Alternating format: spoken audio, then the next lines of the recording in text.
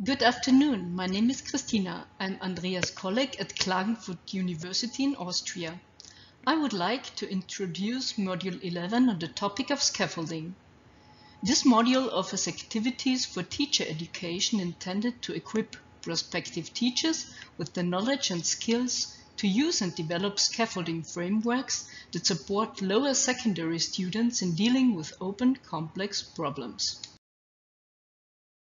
In this module, student teachers learn about scaffolding frameworks using the example of Forrest, an SSI with numerous references to the life experiences of future science teachers and the future students.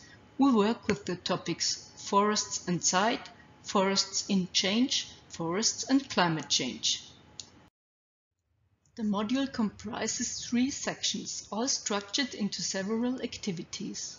It starts with the introduction into the topic of forest, continues with introducing to the scaffolding method, and finishes with the implementation of scaffolding and forest-related SSI in classroom.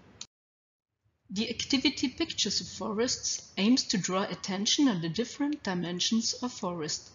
Forests are complex ecosystems that provide habitats for many animals and plants, preserve biodiversity and bind greenhouse gases. Forests form economic areas, they provide raw materials and jobs. Forests support human health and provide services to our society such as protection and recreation. Our history and culture shaped the forest and was shaped by it. Numerous fairy tales, legends and art are inspired by the forest. The list can be continued.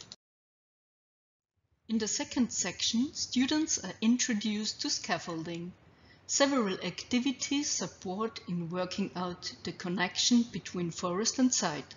For example, students identify components necessary for growth, compare how different species cope with different offers of light, water and nutrients, or create social media profiles of different forest trees.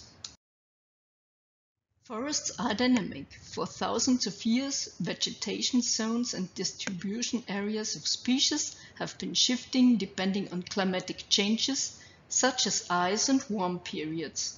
The students compare distributions of forests at different times in Earth history using maps and tables. They calculate changes in forest areas during the last century, and they discuss causes and consequences of these changes. Through a series of exercises on forest management, the trainer familiarizes students with the scaffolding method. While in the first exercise the framework is clearly given, in the following the tasks become more and more complex and encourage students to include more dimensions of the SSI forest in their considerations. The last section focuses on implementation of scaffolding and forest-related SSIs in classroom. The teacher trainer introduces a range of scaffolding techniques to the students.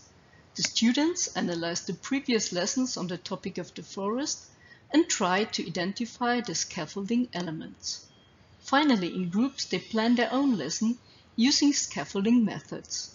Each group tests the lesson setting of another group and provides feedback.